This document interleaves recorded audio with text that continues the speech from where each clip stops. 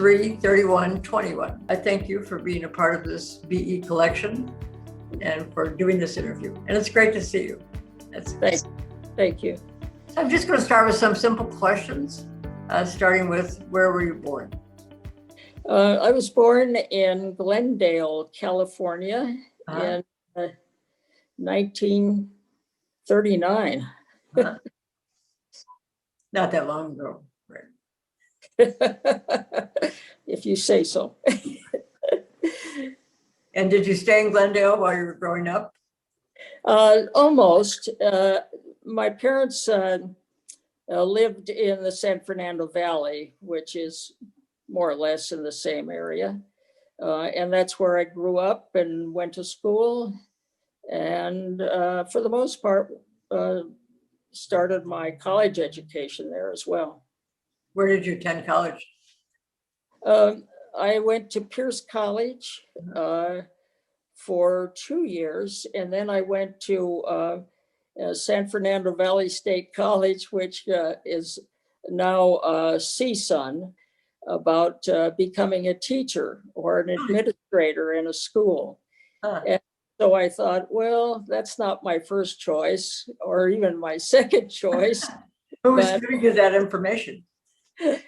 Pardon me? Who gave you the information about moving?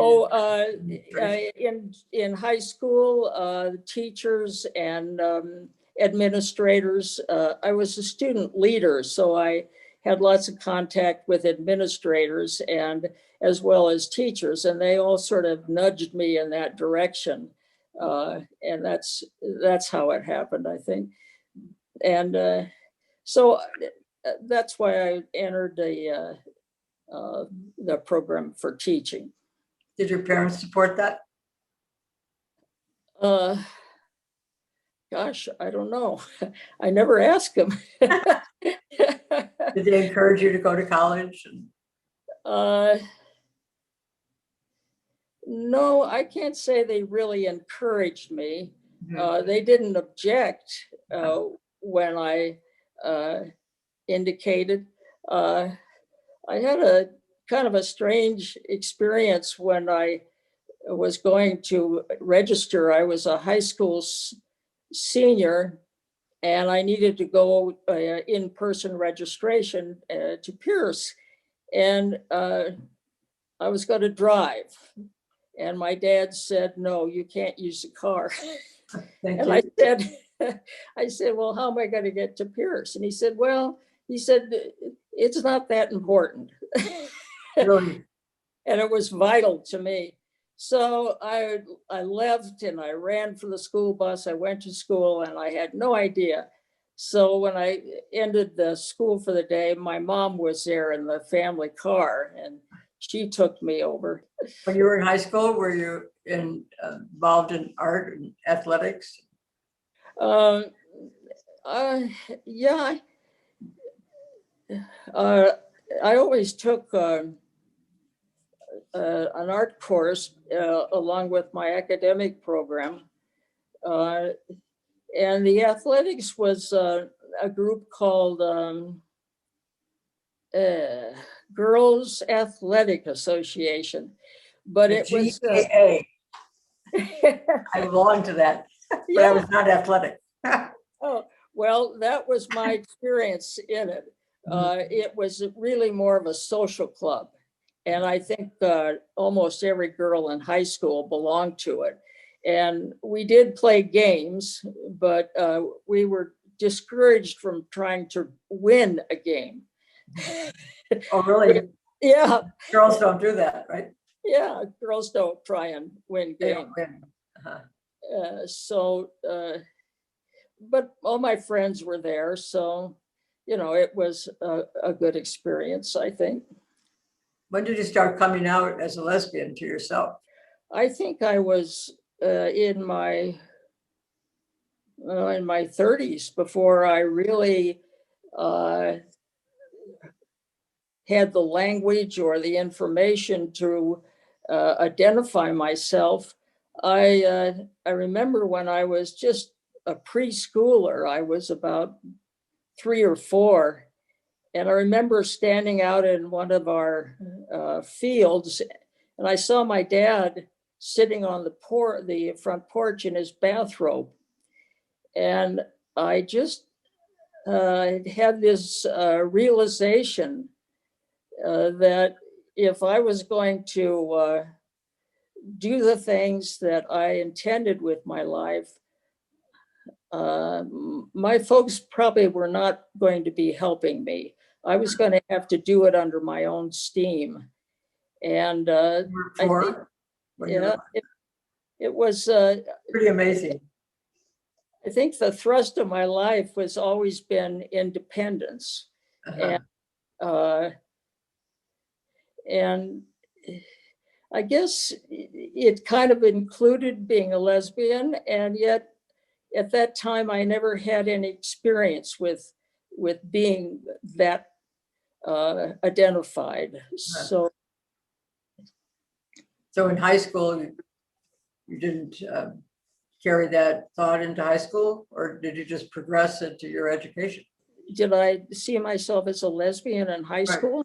Right. No, I really didn't. I didn't know anything about that. All my friends were girls that took home economics courses. Right. And they graduated high school on Friday night and they got married on Saturday and had babies and did all that sort of thing. So I was just really focused on getting to college and being successful in college. That was my driving force. Did you stay away from home when you went to college? I lived in the dormitory when I went to San Fernando Valley State College. Yeah. The other schools I went to were, they didn't have dormitory facilities. What directed your path? Was it a person, a thought, reading? I guess I always made decisions based upon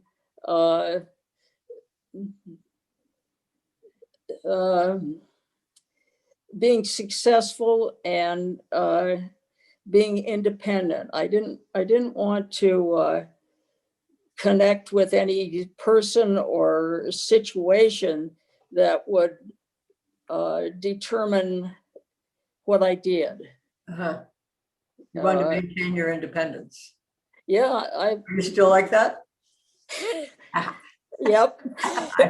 I'm aware of that. I think it's a lifetime of practice, maybe, but yeah, I listen to myself today and I think, well, why am I making that decision? And it seems like it's always, well, I really kind of like making my own path here. Yeah. That's worked for you. Yes, to this point. Mm-hmm. Yeah. So you were teaching. Was that your first occupation, defined occupation after college? In the summer of the year that I graduated, I started teaching. And actually, I did some teaching before that because in the summers, I was a playground director for the elementary schools. And I did that for several summers. And so I was teaching children games and crafts and how to get along, how to behave on the playground. And then I also taught at a swim school, and I taught babies to swim, little tiny, just toddlers. And then, of course, older children and some adults as well. So I had some teaching experience in that. What was your first place that you taught? The first one was at Grant High School. Mm-hmm. And I'd done my student teaching there, and they kind of recruited me. They wanted me to come back and interview for an opening that was there. So I did that. so that was my first teaching job, and I taught there for 5 years, and I went to UCLA during that time and got my master's. And then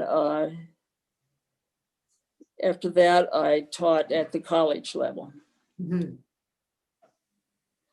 What did you like? What did you teach? What? I taught mostly activity classes, particularly swimming, and I coached swimming and tennis.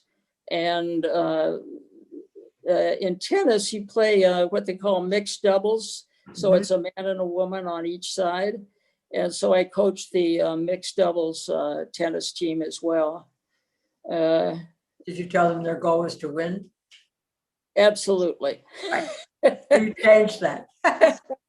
That was one of the things I learned in competing in sports in college was, I remember a friend of mine that had gone to the same high school, and we approached our first match against another college, and she said, is it okay if we try and win? And Well, let's think about it. yeah, and the coach looked at us like we had lost our mind, and she said, of course we're going to try and win. That's why we've been working so hard. That's what this is about. Right? Yeah. Yeah. If you think about your teaching career, what would you say was a peak memorable experience that you recall now? I guess I was more aware of that after I retired. And since the time that I retired, because I still have lots of connection with my previous students. How great. And I think the memories that I carry of the years when I was their professor and their coach, I think that they respected me and they liked me both, and that was something that I tried always to gain a relationship with students that let them know that I was eager to teach rather than to judge. And they could always come to my office and talk to me. And when they did that, I think they left thinking that I was on their side rather than trying to set up a situation that would make them fail. Mhm. So I think those were the things I tried most to do. Those are gifts. I call those gifts. Yeah. Right. Well, I think their respect was a gift to me. Mhm. So that worked both ways. I remember one time I had a young man who seemed to, he came to my office to complain. And he said that he didn't think I was fair. And I said, well, what do you mean by that? And he said, well, we can't all be Amazons. And I think he was intending to insult me. And I took it as a compliment.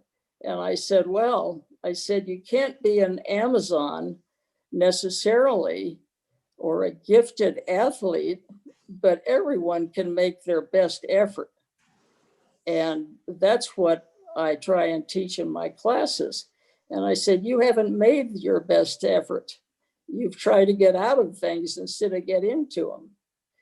So he went away a little disgruntled, and I invited him to either drop my class or make an effort. What did he do? He didn't drop, and he did improve. I don't think I ever had another conversation with him, so I guess he decided that he was going to have to make a decision because I wasn't going to change. All this time that you were teaching, were you aware of your sexuality, and were you involved in personal relationships that enhanced Uh, that? Did you have lovers? yeah, through high school and, well, even in elementary school, I had boyfriends, and we used to write love letters I to each saw other. that. Was that a prom when that Yeah, photo? that was a senior prom. That was a senior prom. Uh, I was girls' league president, and the young man was senior class president. And we went to the prom together because we sat in student council together. And So you knew each other. yeah, and then in college and in after college, I always dated men, and I managed to have 2 different proposals for marriage, and All right. And so how did you handle that? I handled it by ending Did the you say relationship. not now? Yeah, I wasn't intending to get married. I thought if it's progressed it to that point, it's time for me to bail out. And then I went to Norway for a sabbatical year. I studied at the University of Oslo. And when I came back, there was another new teacher in the department at the college that I taught. And I thought we were just friends until she decided that we weren't. And that was the first lesbian relationship that I had. And She approached you to have a relationship with her? yeah. Like that again. So this person approached you. She came over one night, and it was early in the morning, and jumped in bed with me. So it was a pretty pronounced approach. So we were together for 7 years. We bought a house together and we lived together. And then were you able to be out together also in your work? Oh, no, not at all. I'm asking this because I think as an educator, it has been difficult and still is times. Yeah, when I signed my first contract, you had to go down to get what they call processing, and you filled out a lot of forms and met different people and so on. And the last form to fill out was what they call a loyalty oath. And it required 2 statements. The first one was, do you swear to be a loyal American citizen? And do you owe any allegiance to another country? Well, that was pretty much okay. The second one was. What year was that? What year was that? That was 1961 or 2. Uh-huh. The second part of it was a statement: I am not a homosexual, nor do I associate with homosexuals, nor do I frequent environments where there are homosexuals. And you had to sign. For the public school system? Yes, it was public school.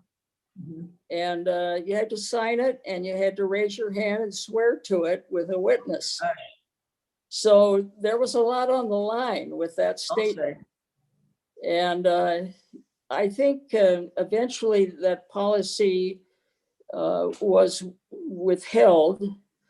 But nonetheless, those of us that entered under that policy had a very good idea about what was required of us, because they could fire you Mhm.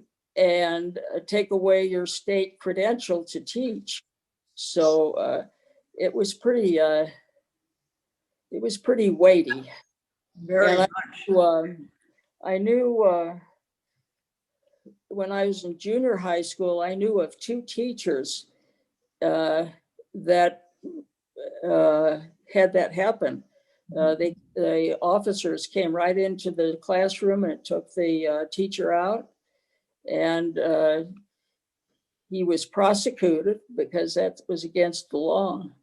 So I had a pretty good idea about Right. that situation. A lot of hiding. A lot of hiding. Mhm. Yes, a lot of hiding. So do you think that, when did they lift that? What year would you say that they stopped doing that? I don't really know that, Diane.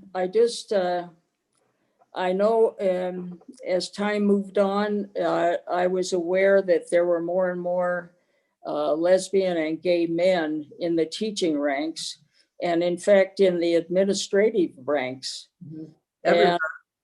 And so from that point of view, I judged that the policy had been relaxed. I also was aware that there were gay and lesbian clubs on campus. Mhm. And I remember at one point I was asked to be the sponsor of it. So it told me that the word was out. Right. And it also said that if the college supported a club for gay and lesbians, why it would follow that at least officially the policy extended to the faculty. Wow. And what year was that approximately? Oh, 70s? Was it in the 70s? I think it was more the 80s. Uh-huh. That's a long time. Yeah. I used to get some invitations from students Mhm. via notes dropped on my desk, or sometimes face to face. Uh-huh. Uh, So they But admired you. yeah, they were a little more interested than I was interested. Um, so I kept those on a very friendly basis and encouraged their academic work. we didn't You we didn't did. talk about personal relationships very That was much. taboo. Yeah, and one such person, I remember. This was late in the 80s. She was felt rejected, I suppose, and she came into the office areas in the early morning, and she spray painted my office and left some very unkind and out statements about Really? yeah, and I had a lot of support by other faculty members at that time. By mid-morning or mid-afternoon, the spray paint had been removed. Huh. But It was it was frightening. it was a frightening experience. Yeah, yeah. Who was your heroine through your life? How many people? 1, 10? I think I admired political figures, um, and I also admired some other faculty members that I felt did a very good job with uh, being very humanistic and at the same time uh, maintaining a very academic quality of teaching and really pushing their students to acquire a great deal of information. They were tough teachers, in other words, but Did you they were consider yourself a tough teacher? Yes, I guess I was. Students I know were uh, a little overwhelmed sometimes with the standards I set. Uh-huh. And The Amazon standards. pardon? The Amazon standards that that gentleman. Yeah, they were. You know, I'm teasing. I just kept telling them. I said, in the end, you'll appreciate the high standards because you came here to achieve, and that's my goal as well. And most of them found their way to that point of view, or they found their way to another class. Their choices, right? Yeah. Yeah. So then you moved to another career. You went to school for architecture. I taught for 32 years, but I was only 55 when I retired. So in my late 40s, I went back to school, and uh, I went to Woodbury University, and I completed what they call the Bachelor of Architecture, which is a 5-year degree in architecture. And I got that in 1991, I think. And I retired in 1995. Uh-huh. So that was kind of the sequence of it. It was certainly a challenging and a worthwhile pursuit. It was fascinating to see how those buildings ended up being buildings, and so that was great. I enjoyed that. When did you start expanding your artwork? Well, art was always a part of my life from the time I was a little kid. I had I think you can see on the wall right behind me, there's an etching. Yeah, that etching was one of my aunts. She was a artist in Taos, New Mexico. And she and her husband lived in Taos, and her artwork supported them all the years of their life. They never had to work for anyone else. What was her name? Her name was Jean Kloss. That was her artistic name. Her name was Alice Glasier. She was my dad's sister. And I knew her as a child because we would visit the Bay Area where they were living then. And she was always kind of the lifestyle that I was eager to pursue. At one time in my life, I wanted to own a big ranch and raise cattle. And to me, that was that super independence. I saw my aunt as that person too. She lived by her own abilities, her quality of art, and you know, she passed away. Let's see, about 20 years ago now.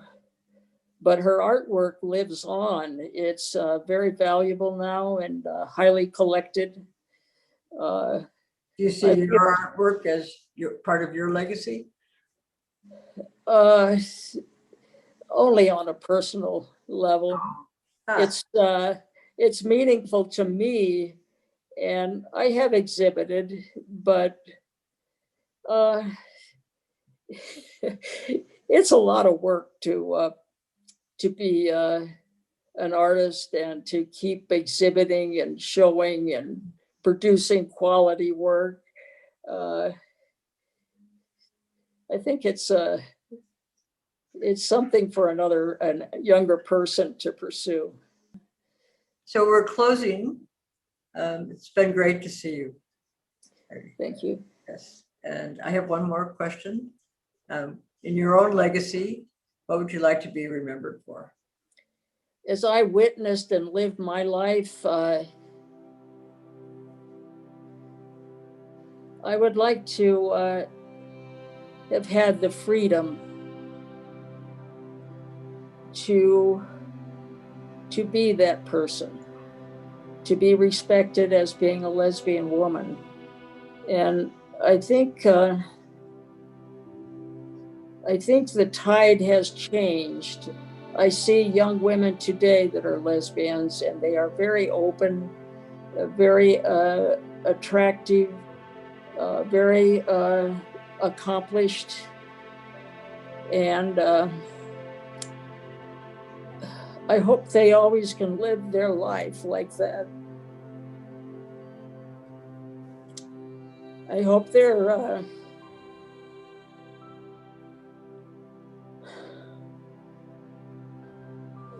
their families would acknowledge them and respect them, and society would do the same. It's very hard to wear a mask all your life. It really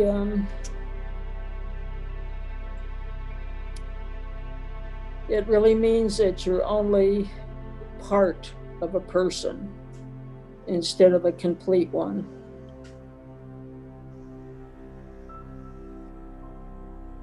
It sounds like you've taken your mask off.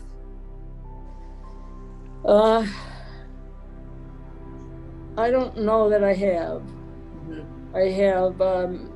I have many friends here. That's great. That I have never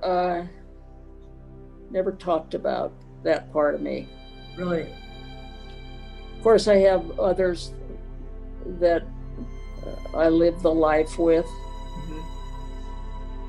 Mm-hmm. I wish my family would have, but of course, we lived in different times. That's right. We really did. Yeah. So, thank you. Thank you, Diane. We'll be seeing each other. Okay. Okay. How would you feel about someone contacting you after they see this video?